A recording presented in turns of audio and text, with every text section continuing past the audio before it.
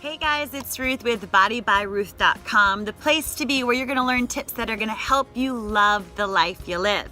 Now, have you ever met somebody that just seemed to have it all together? They seem to have success in everything they touch, in their work, in their relationships, with their fitness, and there's really a secret recipe to that. People that are successful are consistent, they have self-discipline, and they raise their standards. So today we're going to be talking about how we can raise our standards in our fitness, in our work, in our relationships, and with our mindset. Now, because I work with people and help them get healthy, it's only fitting that we start with fitness. And what does it look like to raise your standards? If you were to look in the mirror right now, you could probably tell yourself whether or not you think you're a fit person or somebody that is out of shape. If you look at the person next to you, or if you're walking through the mall, or if you are in a meeting and you look around, you could tell the people that make their fitness a priority. There's gonna be visible results. You're gonna see someone that has muscle definition. You're gonna see someone that has a flat belly. You're gonna see someone that has a lot of energy and they just carry themselves with confidence. Whereas if someone is not healthy, if they're not fit, you're gonna see that with just flabby arms, flabby legs, maybe a beer belly or a muffin top, and they might be lacking in energy. So here's the thing. If you want to raise your standards, you have to make some changes. The first thing I would say is first to identify why you want to get healthy. Why is fitness important to you? Your why is going to get you out of bed every day, and it's going to be a reminder of why you want to be in shape. What does your 50, 60, 70, 80-year-old body look like? Who do you want to be in 40 years? Do you want to be an active woman that's walking down the beach hand in hand with the love of their life?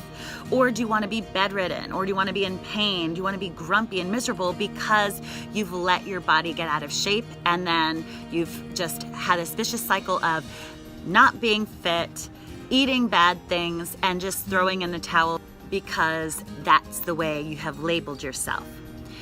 So if fitness is important to you and being healthy is important to you, think about what you could do every single day that is gonna get you in the right direction. My clients who make fitness a priority are putting their shoes, their workout clothes right next to their bed so that it's not an excuse. Some of them even wear their clothes to sleep so that they just roll out of bed and they're ready for a 6:30 workout or a HIIT workout or a quick run, something that's gonna get their heart rate up in just 15 to 30 minutes. What can you do that's gonna get you into that no excuses mentality? The other thing I would say is schedule your workout. It's so important that you make time for you. If it's not important, you're not gonna do it. You make time for your hair, you make time for meetings, you make time for coffee with friends. Make time for you. If you're not doing it, if you're not motivated to do it, you have to schedule it in. Whether it's 6:30, 12 o'clock in the afternoon, 7 or 8 o'clock at night, you have to schedule it. All right, the other thing is you have to take a look at what you're putting into your body because food is 80% of what your body looks like. Now, if you want to see a flat belly, your key is in the kitchen. Someone that is fit and healthy is gonna wake up and they're gonna have a green smoothie for breakfast. They're gonna put some spinach, some kale, some almond milk, some protein, a little fruit. They're also maybe going to have some eggs or an omelet for breakfast throughout the week. Maybe they have oatmeal. I could tell you where they're not gonna go. They're not gonna go to Starbucks. They're not gonna have a sugary mocha frappuccino or some latte, and they're not gonna have a sugary muffin because they know that what they put in their body is gonna energize them and it's gonna fuel them and it's gonna make them feel motivated to keep making healthy choices. If you're not eating good food, you're gonna be tired. If you're tired, you're not gonna wanna work out. So it's so incredibly important that you raise your standards in that area. So limit how much you're going out to eat, limit what you're buying when you go out, And if you do go out, make sure you are putting food that fuels you, that energizes you, that gets you feeling super excited about getting up each day. And breakfast is a great way to get yourself off on the right foot every morning. Now, another way that you can raise your standards with your fitness is just identifying how much you move each day. If you wear a fitness tracker, you can see how many steps you get. Ideally, you'll get a minimum of 10,000 steps a day. And if you don't, find little ways that you can sneak a few in, whether it's parking further away from the grocery store or going up and down the stairs a few times. If you work in an office where there's an elevator, take the stairs instead of the elevator. I am happy to go fetch something upstairs because I know it's gonna get my body moving. And when you move, you feel energized, and then you feel like putting good things in your body. So it's all going to feed off each other. So one last piece that I want to mention about raising your standards with your fitness is sleep. Because you're not going to be motivated if you're not getting a good enough sleep. And sleep affects your hormones. So if you're dealing with excessive weight or moodiness, chances are your hormones are out of whack, and your diet will affect that, as will your exercise, as will your sleep. So if you need to go to bed earlier so you have the energy and the motivation to get up early so that you can meal prep, so you can plan your day, so you can get your workout in, then you need to do it. Raise your standard when it comes to sleep, and I guarantee all those other pieces of fitness are going to fall into place. All right, so the second thing I want to talk about is how to raise your standards when it comes to work. Now, I'm an entrepreneur. I have my own business, so no one is telling me I need to show up on time. No one is telling me I need to stay longer. No one is telling me I need to put more effort into something. It's all on me. So if you own your own business, if you're your own boss, or if you are an employee for someone, my goal is I always want to give 100%. I know what my strengths are. I know what my weaknesses are. If you want to be the best employee or the best boss, or you want to be your own best boss, identify what your strengths are and really run with those. So for me, my strengths are being positive, it's encouragement, it's not giving up on people, it's follow-up, it's affirmation. So I do that all day, every day, because those are my strengths. But I also have very high standards for myself in that when I show up, whether I'm training a client in person or whether I'm communicating with them online, I want to be in my very best state, mentally, emotionally, and physically. And so in order to be in peak state, I have to be constantly filling my own cup, because if you, and then same, like it's the same with anybody. Like if you are giving, but you're not pouring back into yourself, you're not going to be in your best peak state. So again, goes back to putting good things in your body, moving, getting enough sleep. But I raise the standards for myself because I know if I've got a 6:30 a.m. boot camp and I'm tired, I am not going to be giving my best. I'm not going to be encouraging my clients that are there. Or if I'm writing a blog and I'm just struggling with finding the right verbiage, I might just need to say, hey, am I tired? Like, have I not been getting enough sleep? So another key thing that I really strive for is to make myself invaluable. Whether you own your own business or you are an employee of someone and you are seeking a raise, what can you do that is going to make your boss realize that he needs you?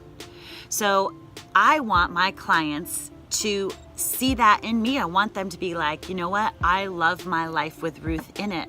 Or I really appreciate her voice of wisdom, or how she encourages me, or how she just knows what to say to make me feel better about myself. If you know your gifts, let's say you're super organized, you show your gifts and you use them so effectively that your boss or your clients realize that they need you in their life. You are an invaluable commodity. So You want to make sure that you're using your gifts and that you are invaluable. Another thing I would say is keep your commitments. I had a client tell me she had a trainer that was always canceling, and good grief. I mean, if you own your own business, you have to be reliable. Keep your commitments. If you say you're going to do something, you need to do it. In the 17 years I've trained, I can probably say I've canceled 2, maybe 3 times on a client because I was sick or something. Like, I just don't go there. I want to know that they can count on me. I want to know that they know I am reliable. And the same thing with you and your work. Are you committed? Are you reliable? Does your boss know that? Another thing I would say is over-deliver and under-promise. Over-deliver and under-promise. I am going to help my clients in every way imaginable, help them achieve their best body, help them with their mindset, because it's my standard to over-deliver and under-promise. We could all make promises, but you have to back those up with the goods. And if you look at your work, are you backing up your promises with the goods? So over-deliver. Okay, so let's talk about raising our standards in our relationships. Everybody has been in relationships, whether you're married, you're single and dating, whether you are engaged, whether you're divorced. We've all had happy relationships and we've all had negative relationships. Walt and I are about to celebrate our 25th anniversary, and during that 25 years, we've definitely had some highs and we've definitely had some lows. And the great thing about the lows is I know at the end of the day that we're both committed to each other. So in order to raise your standards and have a relationship that's meaningful, you have to put some rituals in place. Now I want you to think about the happy times. If you're in a difficult season, or if you're in a dark season, or it's just a rough time with your spouse, I want you to think about how you felt when you dated them. Think about how you felt when you saw them for the first time. Did you get yourself pretty? Did you put some perfume on? Did you have butterflies? Did you give them compliments? I think what happens for a lot of people is we get complacent. We stop taking care of ourselves. We stop fixing our hair. We get sloppy with our appearance because we just expect them to stick around. And while I know my husband is committed, I want to look my best for him. I want to look beautiful when we go out together. I want him to look at me every day and I want him to say, "That's my wife." So think about what you do to make yourself look attractive to your spouse, and think about how you did that when you first were dating. You put effort into it. You put effort into your makeup and your hair and looking good, and you should keep doing that for him now. The other thing is I want you to think about what you can do that keeps things exciting. Walt is really, really good at surprising me. He's better at surprising me than I am at surprising him. And doing things together for the first time keeps things fun. Going to a new date location, going to a new restaurant or a new town and trying something out. Or if you love to go for a walk, walking in a new spot where you see new things. He'll a lot of times do spontaneous concerts, which are just so fun because it keeps things interesting and live. Now, by nature, both of us are very spontaneous and we're not very good planners. I would love for us to be better at that. But when you are spontaneous, I think it just adds an element of fun and an element of joy to it. So what can you do for your spouse, for your fiance, that is going to be spontaneous, that is going to bring fun, that's going to just keep things exciting so it's not monotonous and it's not boring? You want to always be doing things that just create an element of surprise and an element of excitement. Okay, so another thing that I really think is super important in having long-lasting relationships that are meaningful is how you communicate with each other. When you ask your husband to do something, is it condescending or is it done in love? Is how you talk to your spouse complimentary or is it critical? It's super important that you use a tone of voice that is going to not only just help with showing your love for them, but it's also going to teach a valuable example to your kids. If they're watching you guys interact, it's so important that they see that you treat each other with love and respect when you're talking to them. So what can you do to raise your standards and how you talk to your spouse? Now, if your spouse is talking to you in a way that is condescending, then you need to have a conversation. Say, look, I would respond so much better if you responded to me with either this tone of voice or without using those words, because I feel disrespected or I feel like you don't care when you use that tone of voice. So don't be afraid to have those conversations when it comes to how you communicate in that tone of voice that you use. Okay, another way that you can raise your standard in your relationship is to figure out what your spouse's love languages are. So I could honestly say I like everything. Like, I like words of affirmation. I love time. I love gifts. For me, like, I know my husband loves to be cared for. He loves his feet rubbed. He loves when I bring him his smoothies in the morning or his breakfast or his lunch. Like, those are things that I know that I can do that are going to make him feel loved. If he leaves his stuff on the floor and I put it away for him, or I put something in the laundry, it's showing him that I love him. So loyalty is another big one. If I am loyal to my husband, then he's gonna feel loved. So there's a big one right there. I know so many wives sit together and they husband bash, or they complain about different things that their husbands do. And ladies, our guys want to be affirmed. They want to know that you are gushing over them in public and that you're telling your friends what you love about them, and that's going to make them feel absolutely spectacular. And if you find yourself in a circle that is always bashing their husbands, then you need to get yourself some new friends. Or maybe a lot of your friends are divorced and you're looking at why they're divorced, and maybe they were husband bashers. And no wonder, right? Like, you've got to be affirming and lifting your spouse up and knowing his love language and really pouring into him so he feels validated and he feels loved. So raise your standards in your relationship with your communication, with understanding your spouse's love language, with the rituals that you are doing every day, with bringing excitement and joy into the relationship and doing things together for the first time and spending time together, dating each other weekly. Those are going to be all things that you can do that are going to give you a really meaningful relationship. And if you are not in a relationship right now, if you went through divorce, if you've never been married and you want it, what can you do differently? What little things every single day are going to add up to a meaningful relationship? How you greet your husband when he comes home from work, or how you greet your husband when you walk in the door. When you're sitting together, are you on your phone or are you really present? I mean, that's a battle for me. I mean, that's one of the things that I've really had to work on, is when we're together, am I actually present or am I scrolling through my phone?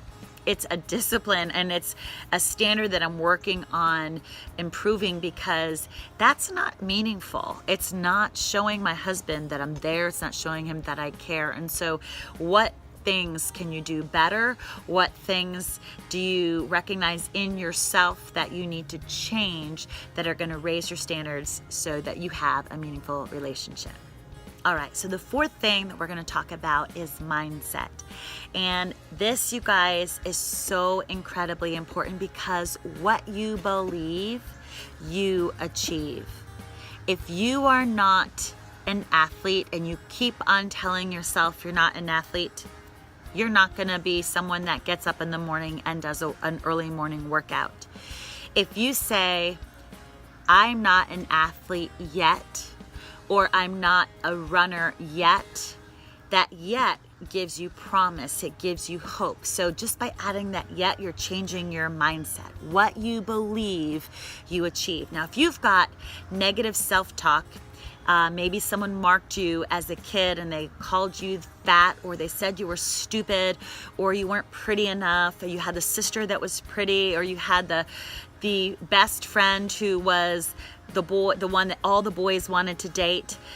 There's some feeling of inadequacy that is developed and deep-rooted in you, and it's super important that you don't camp out there, that you change that. So if you're filling yourself with, I'm not the pretty one, or I'm not smart enough, then you need to fill your head with thoughts that are going to bring opposition to that. So if I'm not an athlete, I am an athlete. If I'm not pretty enough, I am beautiful. Think about a time when you really did feel beautiful, and focus on those experiences that you just felt pretty. If you are someone that didn't go to college and you feel like you're not well qualified for a job, you have to know, I am smart and I'm gonna do what I need to do to make myself feel smarter, whether it's read more books or expand your vocabulary, or every day do something that gets you to grow outside of your comfort zone. All of those things are going to change your mindset from disbelief to belief. And when you believe in yourself, you're going to grow in confidence. And when you're confident, you're going to have an amazing fit body because you're going to want to work out. You're going to have motivation. You're going to go after the job, go after the promotion. You're going to go after the guy that you think is out of your league because you've grown in confidence in all these different ways and you're changing your mindset. The biggest thing that I can say when it comes to mindset is talk to yourself like you would a best friend. Be positive, be encouraging, be affirming. Believe in yourself and you will achieve great things.